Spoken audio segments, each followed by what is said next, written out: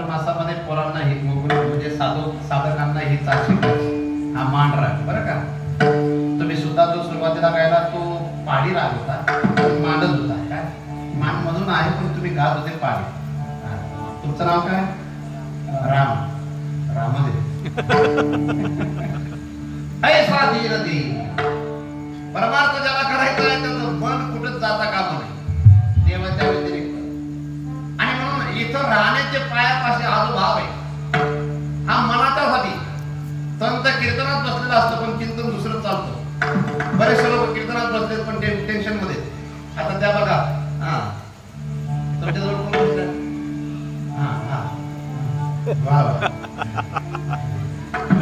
त्यांच्या मनाला पण धीर पाहिजे.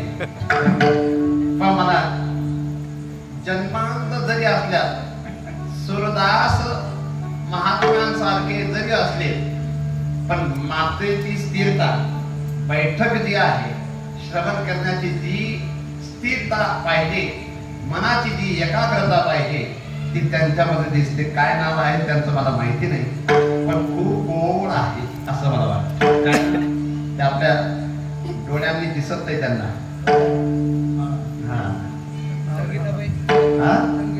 संगीताबाई. वा मैया तुम्हाला ईश्वराने जरी डोळे दिले नसतील पण बुद्धीचा डोळा चांगला आहे. तुम्ही चांगले एवढं कोण कीर्तन ऐकता. तुम्हाला फक्त इथपर्यंत येण्यासाठी कोणाचा तरी धीर पाहिजे, आधार पाहिजे. पण बाकीच्यांच्याकडे डोळे असून सुद्धा त्यांना आधार नाही असेल. निराधार. तू सुद्धा तसा ऐसा धीर दे. धैर्य सुद्धा एक धर्माचं लक्षण आहे बरं का.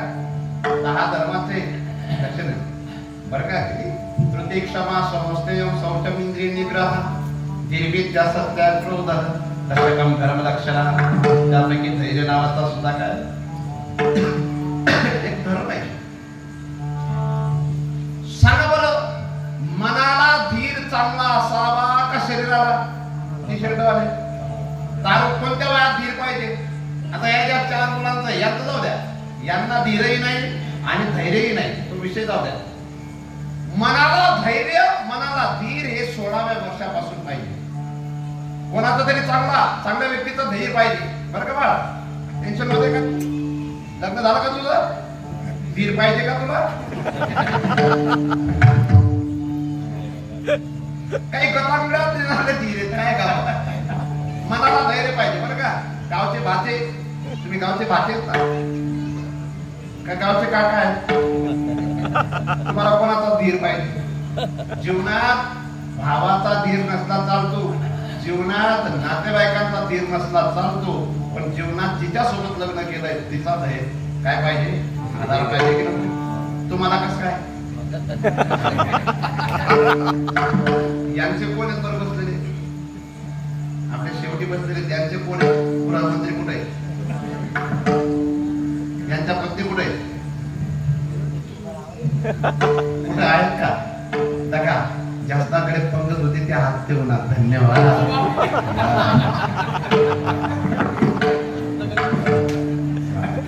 या पुढे या. काय का असेल ना इंजिन टायमावर पाहिजे.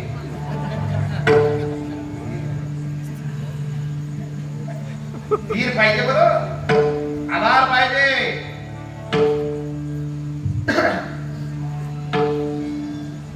मुरलीधर आप्पा जगाने धीर सोडला, आधार दिला नाही चालेल, पण जिच्या सोबत लग्न केलं तिने जर आधार दिला नाही तर आणि संकटाच्या टायमाला परिवारातील सदस्य, संकटाच्या टायमाला नातेवाईक आणि संकटाच्या टायमाला पत्नी यांचा खरा परिचय होतो.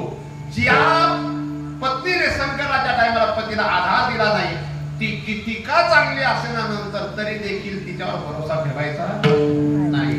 संकटाच्या टायमाला जर नातेवाईकांनी धीर दिला नाही, आधार दिला नाही, ते किती चांगले आपल्या भविष्यात तरी देखील त्यांच्यावर भरोसा ठेवायचा. आणि परिवारातील सदस्यांनी सुद्धा संकटाच्या टायमाला वर हात केले, समजून गेले आपल्या कामाचे काही. पण मला तरी वाटतं धीर देणारा एकमेव परमात्मा आहे. सांगा बरं, सर्व जगाने आपल्याला सोडून दिलं तेव्हा आपण कोणाकडे जातो? धीर तो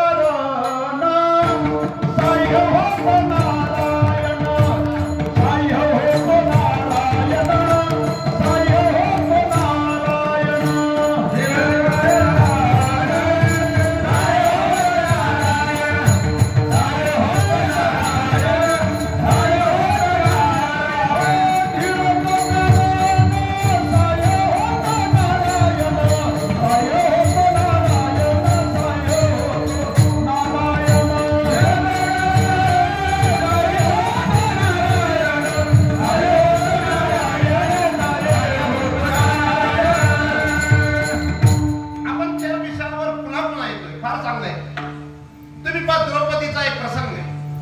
त्या प्रसंगात द्रौपदी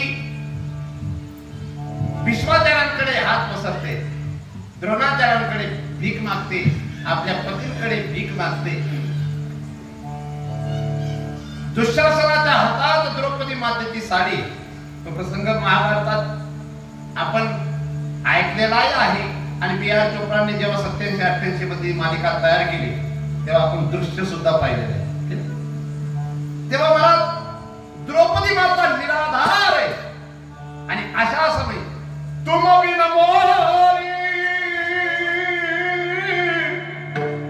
कोण खबरले.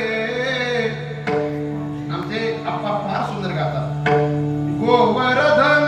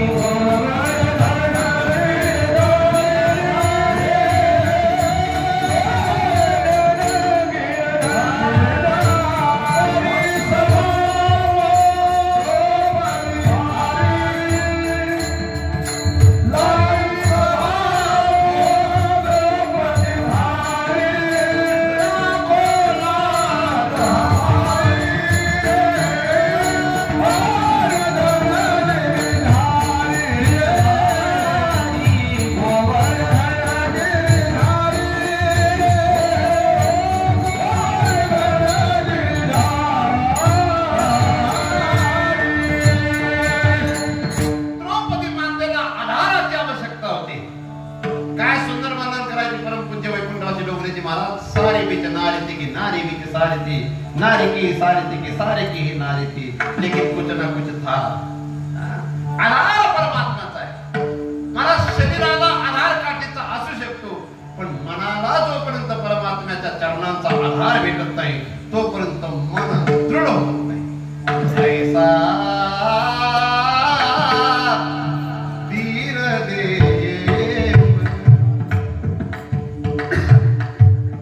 हे प्रेम असतं. मला खरंच आवाज बसलेला आहे, तब्येत खरीच बरी नाही, पण असं आहे.